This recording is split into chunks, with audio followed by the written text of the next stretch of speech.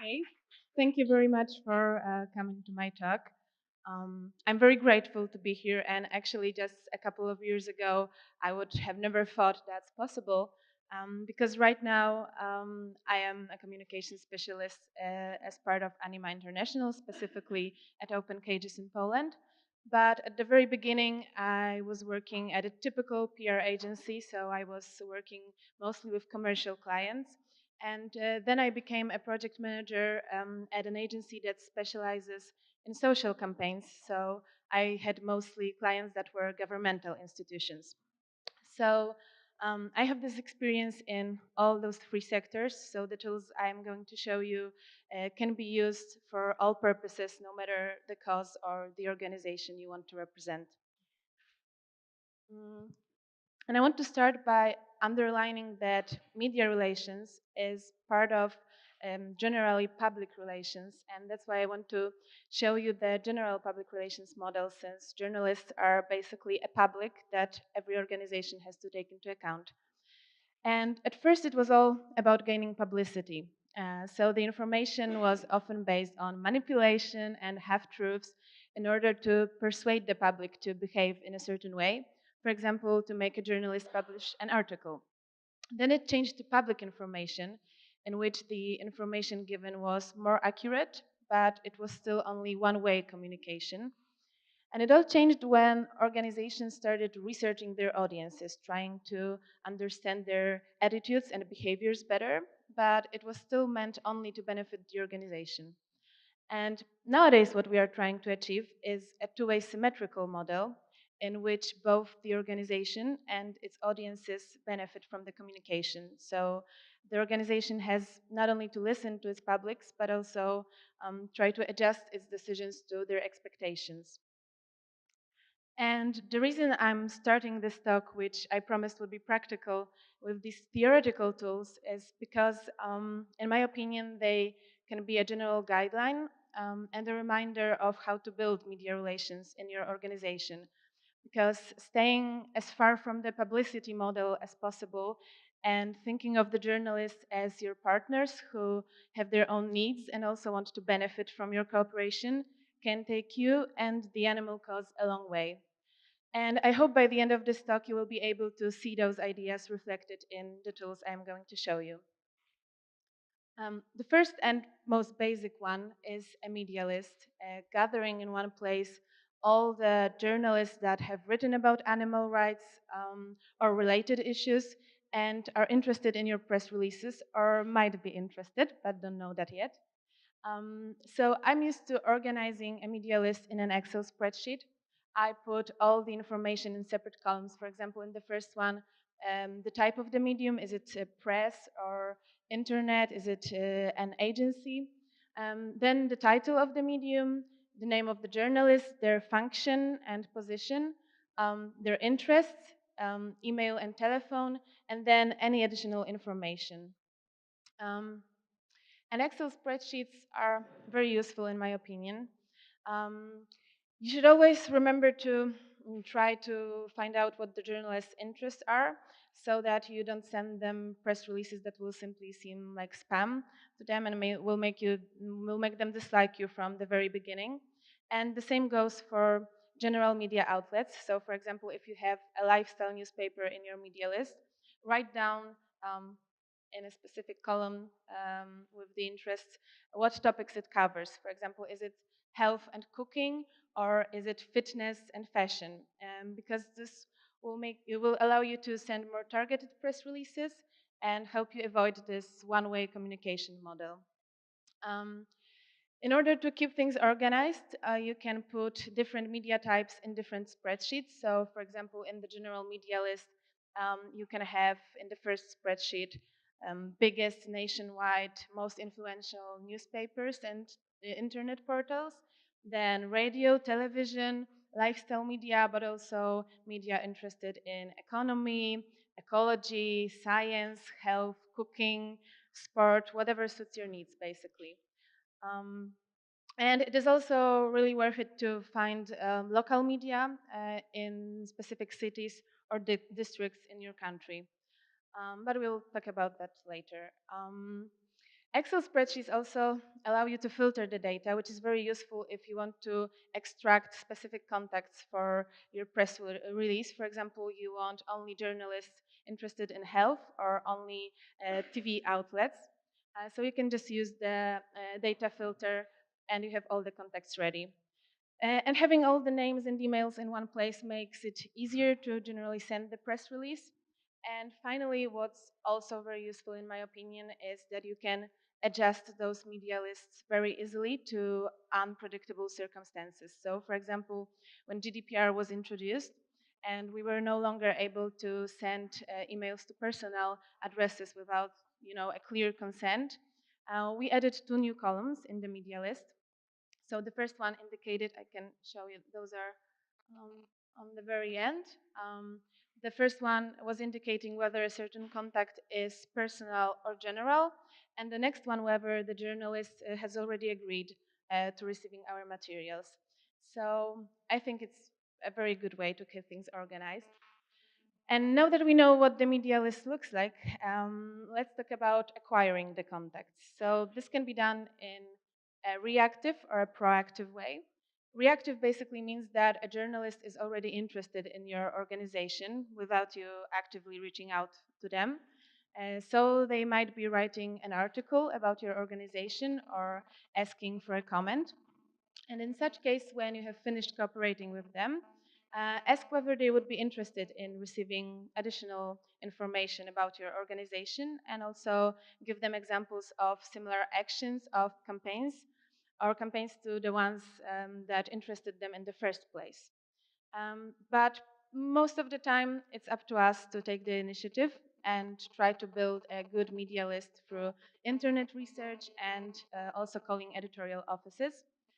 And the most important thing is not to put all the possible contacts on your list, but rather stick to the contacts that will be the most interested in your press releases. So, for example, the journalists who usually write about similar topics, and also the people who have the most power. So, those are the chief editors who decide whether to use a certain information or not. Also, secretaries who decide who to pass the information to, and news publishers in case of radio and television. And you can look also for general addresses because often they are synchronized with individual mailboxes. So if there goes an email to a general address, it is automatically forwarded to all the journalists. So it's also a good way. Um, but while trying to acquire all these contacts, you can first of all check the website and look for bookmarks such as contact or journalist. And also you can go to specific bookmarks, for example, health, and then open articles and just look whether the author is indicated in the text and then try to find their contact. And if this internet research doesn't work, you can just call the editorial office and ask for a specific contact, but always indicate what you need that for. Whether you're just expanding the general media list or do you want to send them a specific press release, and they will probably give you the number. Um, and many times you will have to not only look for journalists or specific contacts, but also media outlets in general. So, for example, you want to create a media list of outlets that deal with health or ecology. And the easiest way is to simply look up in Google a phrase such as radios in Prague or portal economy industry. But also, it is a good idea to follow press sections in stores and just check whether there is a new title that you don't have in your media list. Um, and what's finally also very important is to keep the media list updated all the time. So, for example, if you find out that a certain person is not working in a specific editorial office anymore, find out who took their place and also try to find out where this person is working now so that you can still have them on your list. Mm. The next basic tool that you're probably all familiar with are press releases. And according to this two-way communication model, the symmetrical model, the press release should be practically ready to print so that we make the work of the journalist as easy as possible. And that means that it should be objective. You should avoid emotionally charged words and focus on facts and statistics because hard data is basically what interests the journalists very much. And you should put all the opinions and the emotional arguments in the quotes and separate them very clearly from the rest of the text so that it stays objective. And also, if you refer to any research, you should always indicate your sources, for example, in the footnote. When it comes to more formal aspects of press releases, there is a basic outline that is most commonly used, and the order of the elements sometimes may change, but it usually looks like this.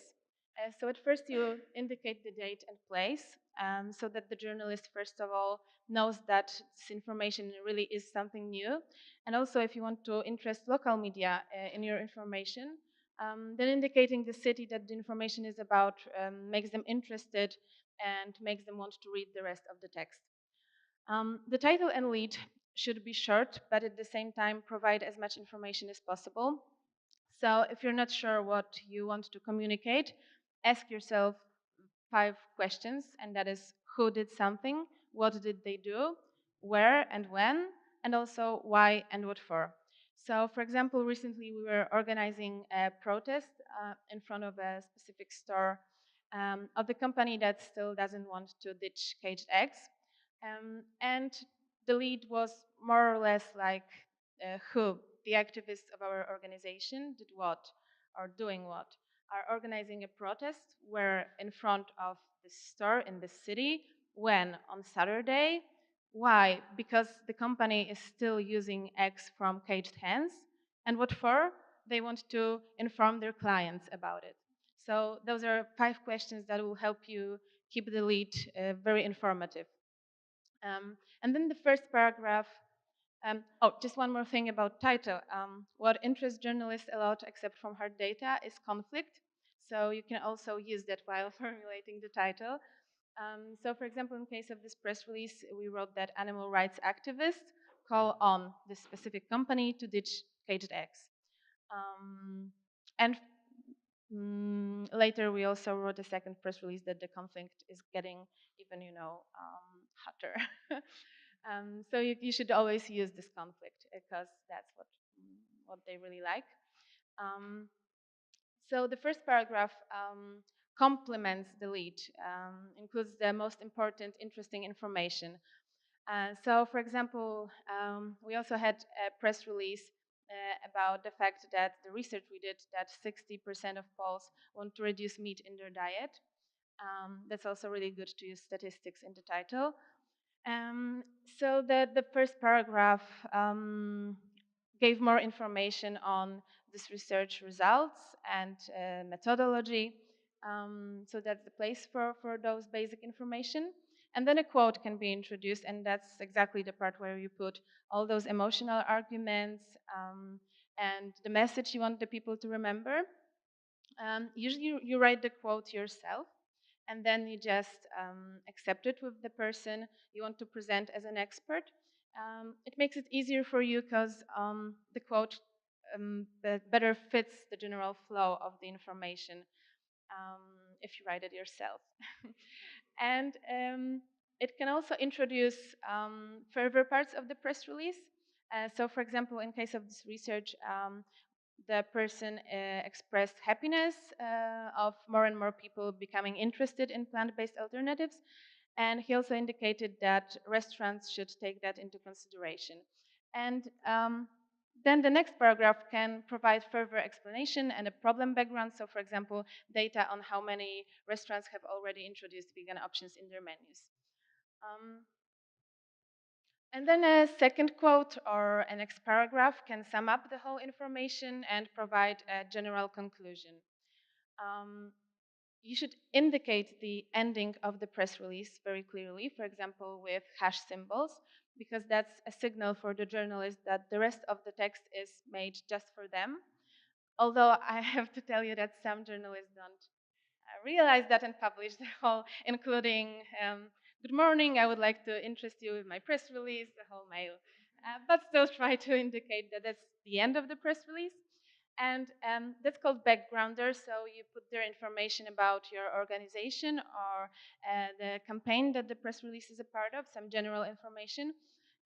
And also, you should include there an email and telephone to the person that the journalist can contact in case they have any additional information or they want to interview somebody from your organization. There should always be a contact. And when it comes to general advice I would give to a person who is about to write their first press release, the most important one would be to try to do as much of the journalist's job as possible. So you should stay objective, even though the cruelty of the animal industry outrages you, but try to stay objective, stick to the facts, and include all the propaganda you want in the quote. That's perfectly okay. Um, and also try to make the information short and easy to read. So it is a good idea to give this press release to a friend, preferably one that's not that into animal rights, of course, if you still have any of those, and ask them to read it and to tell you whether they found it interesting, whether it explained the topic well. That's a good way to find out whether you wrote something that is really print ready. The second thing is to try to adjust the information to the medium as much as possible. So, for example, with the broiler campaign in Poland, we wrote the general press release, and then we made a version for business media that included more economical data about the industry in Poland. And we also made regional versions for like 4 regions in Poland with the highest concentration of broiler farms. And it included specific data on those regions. So the local media were very interested in it. And it is generally a very good idea to work with local media because usually when you give them an information that is even slightly related to their region, they will be very willing to publish it.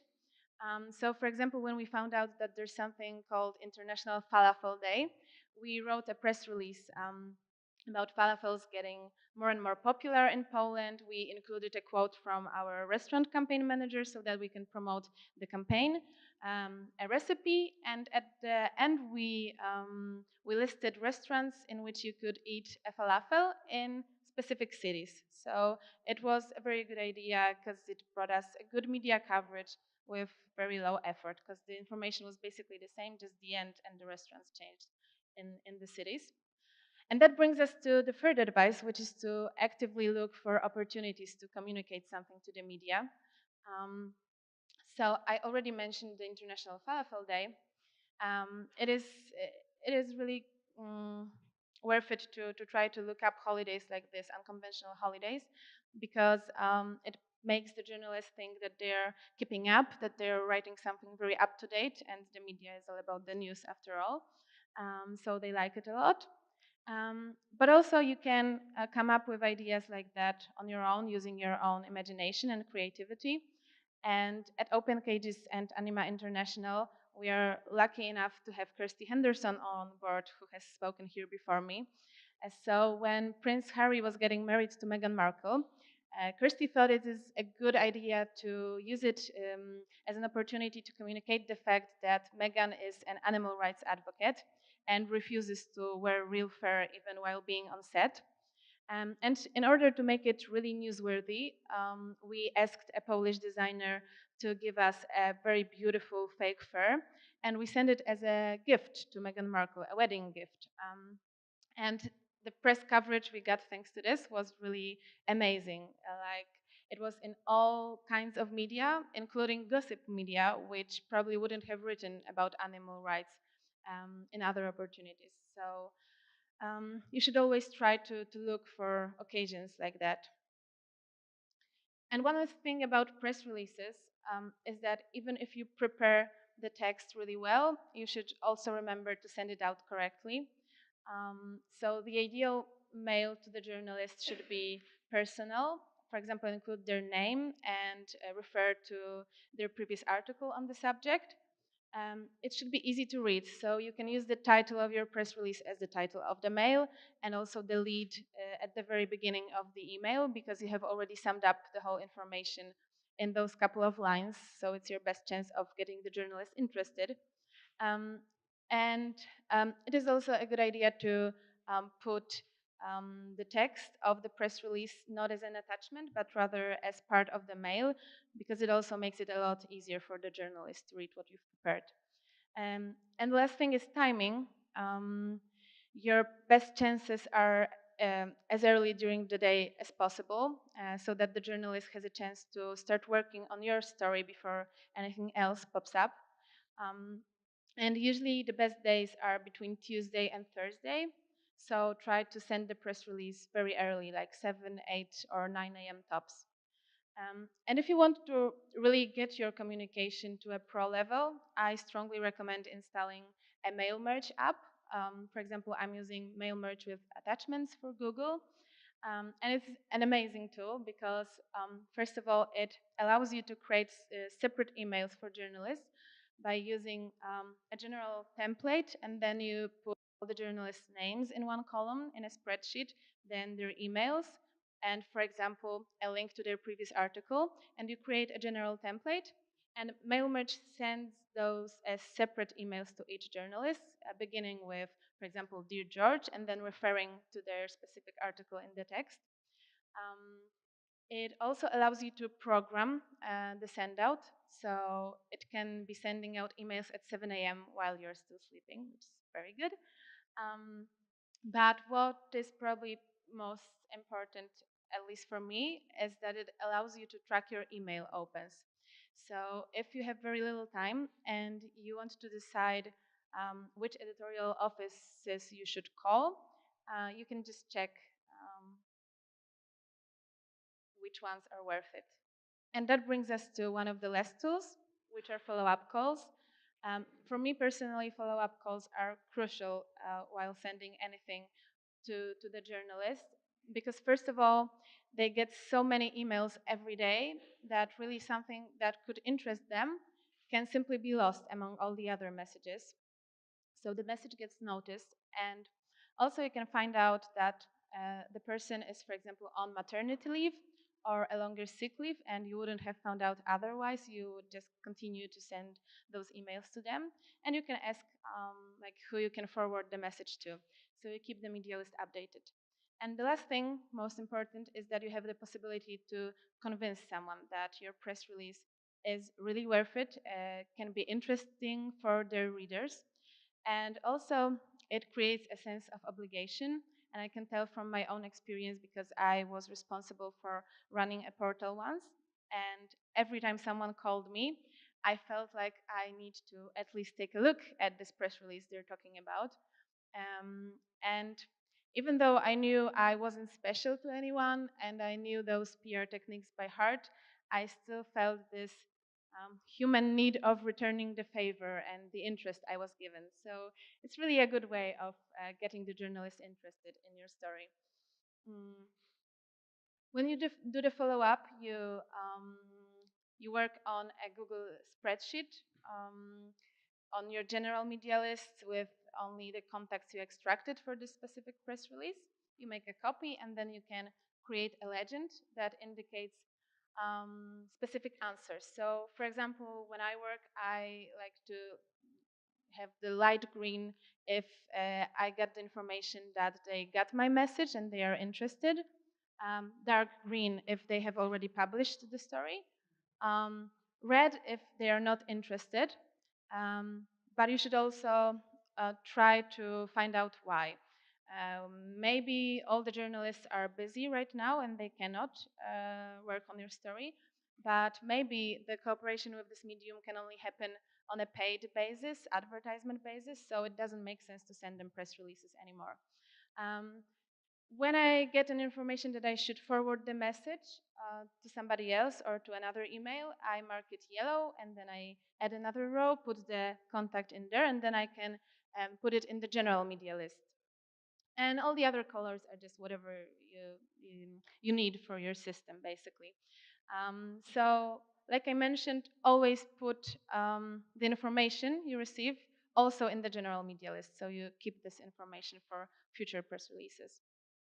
And the last thing I want to talk about is the importance of media monitoring, which is basically finding and archiving media publications about your organization or a specific campaign. Um, What's really important is to choose the phrase that is being monitored very accurately, because if it is too general, you will get a lot of um, publications that are not related to your cause.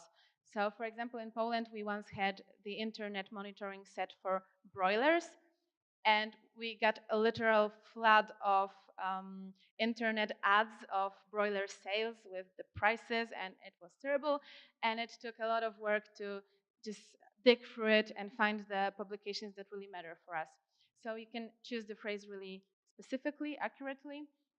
Um, and the basic form of media monitoring is just setting a Google alert, but it limits you to only internet portals and excludes press, television, and radio.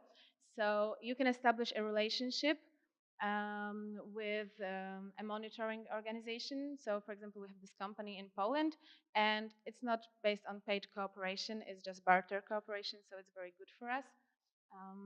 And yeah, they monitor it really professionally, and you have not only all the publications, but additional data like advertising value equivalent or the reach of the publication.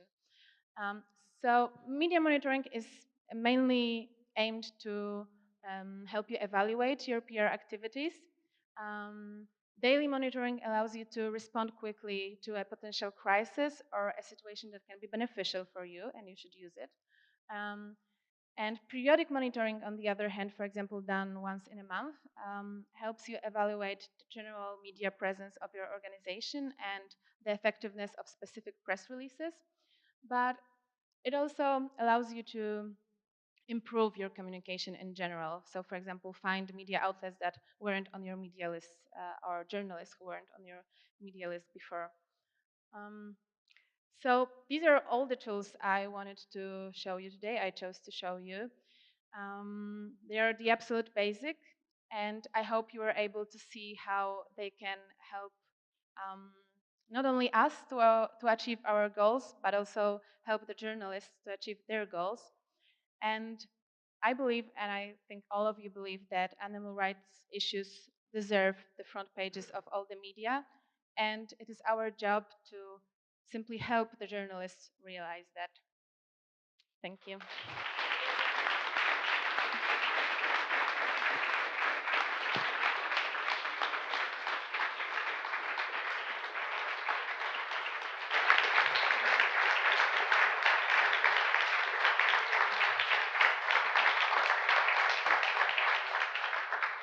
Thank you very much. And now it's time for questions. Hi, I'm interested in learning more about the follow-up calls. For instance, how long after the initial email would you call them? What would you say? What would you say if it was the first time you contacted that journalist and etc.? So when it comes to timing, um, if you send a press release in the morning, you can call them in the afternoon after the lunch break. That's the best time. But I continue the follow up. So if I don't get enough responses the next day, I will continue the follow up. Um, and well, it depends what the first thing, like how do I start the conversation? So you have very limited time. So usually I try to just create it in a way that they cannot interrupt me. So I'm not saying, oh, I sent you a press release. They will usually be, oh, another press release. Let's stop it.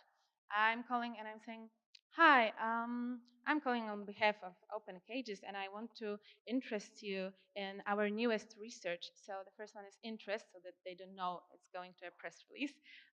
And then a research, so the most important things at the very beginning that they might be interested in. Um, and it indicated that 60% of Poles want to reduce meat in their diet, and then maybe some additional information. And then I add, I sent you a press release about it today, but I'm not sure whether you were able to like read it. And then most of the time, like honestly, most of the time you will hear, okay, when was it sent and from which address? So you have to have this information ready in advance, and then I can tell them like, oh, okay, so now they find the email, and then we can discuss it. So I can ask who they can forward the email to. If it's a general address, if I don't have specific journalists, I'll ask them, okay, so who in your editorial office might be interested in this press release, who I can forward it to. And also, like, you should never stop when they say, yeah, we got your message. Okay, so what? You should always try to like look for this specific person or try to make them say that they're going to do something about it, basically. And that's a general guideline. Did I miss anything you asked for? Okay, great. Thank you.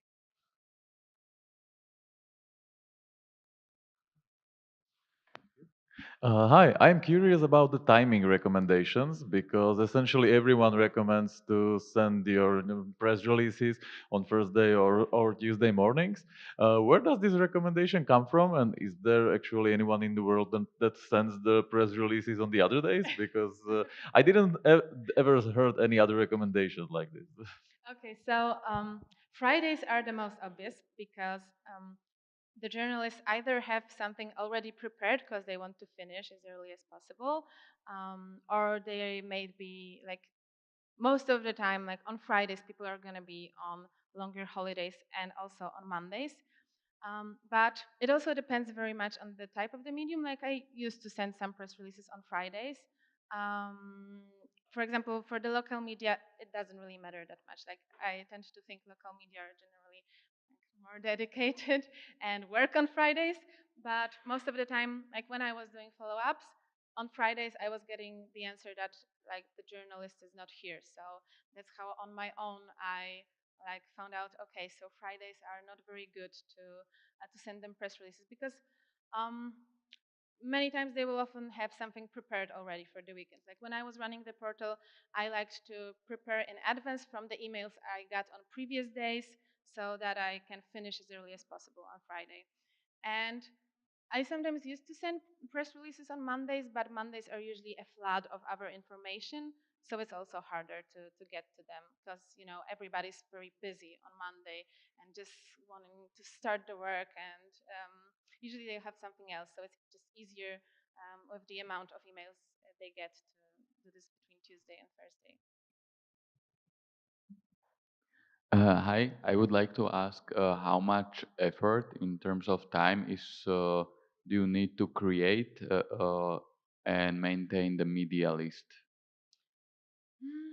It very much depends, but um, it is really, I think it is a quick job. Like just imagine Googling up radios in Prague. Sometimes you get a ready list.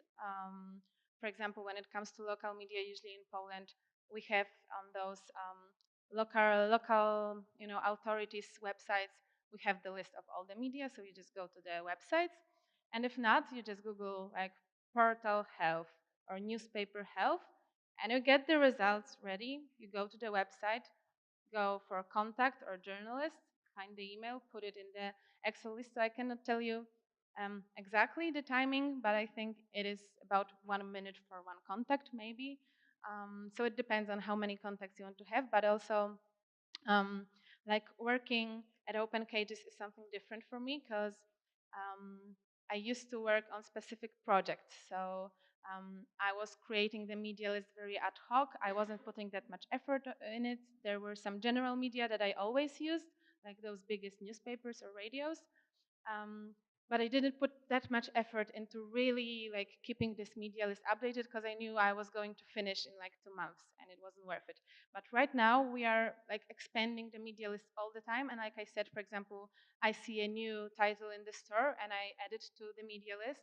So it's basically a constant process, really. And we still haven't finished. Like we have probably, I think it might be around 400 contacts now, but we're still adding new. But in terms of like just beginning, it's a quick process actually.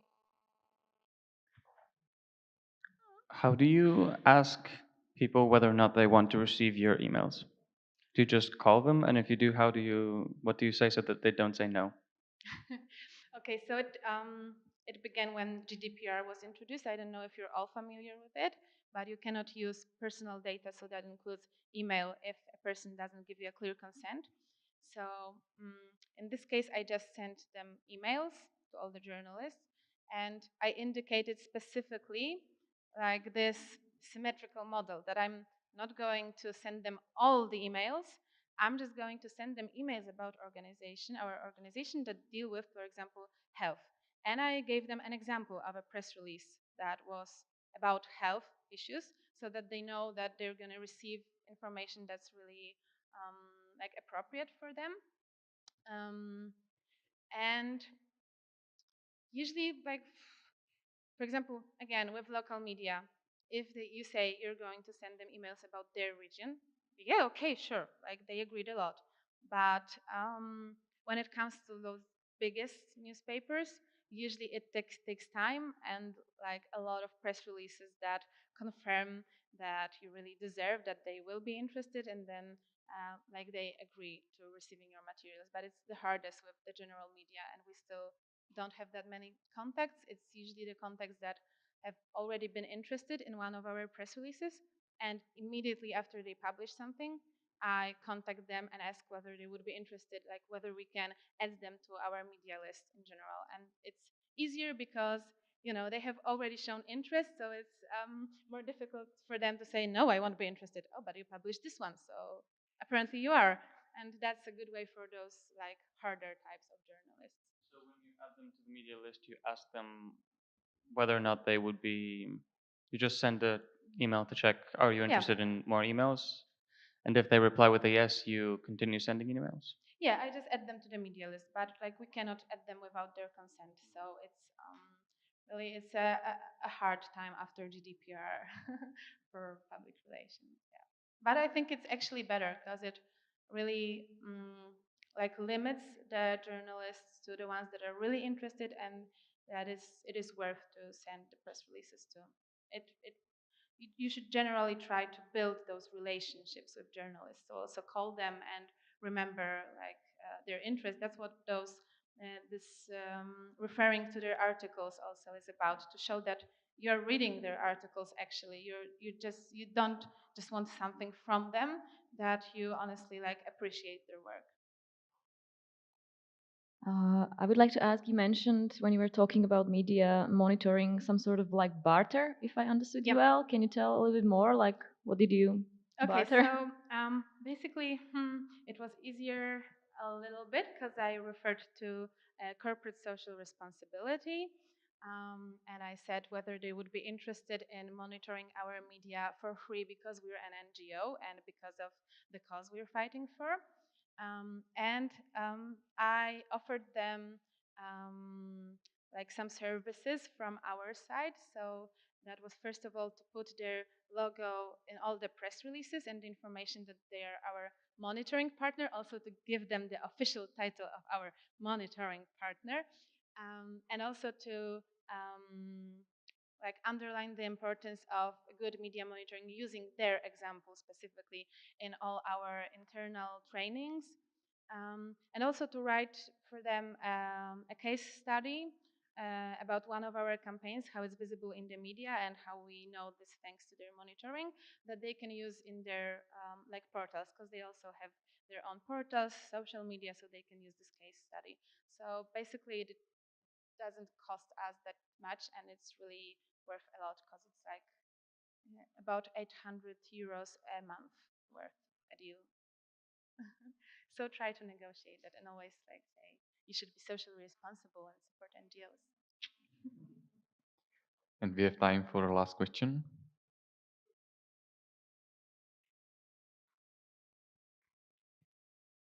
Yeah, thanks for a great presentation. I have two questions. One question is, do you use like we often have this situation that protests are on Saturdays or Sundays or after working hours, because that's when our volunteers can actually come out in the streets. So what do you do about that? Because that is problematic for media. It's not working hours. And the second question is when, for example, if you are organizing some event or demo, what is the perfect timing to notice media about it? Like how many days before? Thanks. Okay, so recently we organized a really huge demonstration in Poland regarding the fur ban because the government wants to like back up from it, and we wanted to push a little more, and we organized a protest, so it can be actually a good case to talk about. When it comes to timing, we informed me. I think we sent two press releases actually because we sent one as an organization and one as a coalition we formed of people like it, not specifically for this press release, but we do have a coalition of organizations fighting against like farms in general in Poland. So those were two different emails. So the first one was 2 weeks before to just get them interested, and usually I send those press releases 1 week before because like it's not worth it to make it too like soon because they will forget about it. So 1 week before is okay. Um, and I know it's on Saturdays. Ours was on Saturday. No, ours was on Thursday. But still, like we do have some protests on Saturdays as well. So when it's a local protest, it's easier because we did some happenings on Saturdays and local media like showed up. They are interested. They do work on Saturdays, so it's easier. We just invite them in advance. We send the press release a week earlier, and then like the first one is whether they got the message, then we give them time to think about it, and then like 3 days before we start calling them, asking whether somebody will show up. So it's easier with the local media. And with the nationwide media, well, if it's a big protest like the one we organized about fur, after sending the press release, there's the first attack, whether somebody would be interested in coming to the demonstration.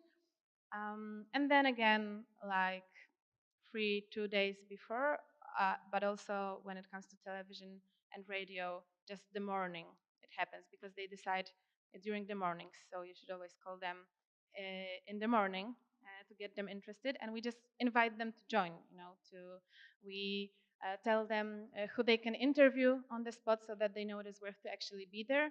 So, for example, with this coalition, we had uh, inhabitants of those areas that have like a huge concentration of farms so that they can interview them, and in any other case they're not in Warsaw, so that's your only chance, and come to this demonstration. But we also do send press releases after the event with photographs, because that's also like if they were not able to come, they can use the photographs as if they were there.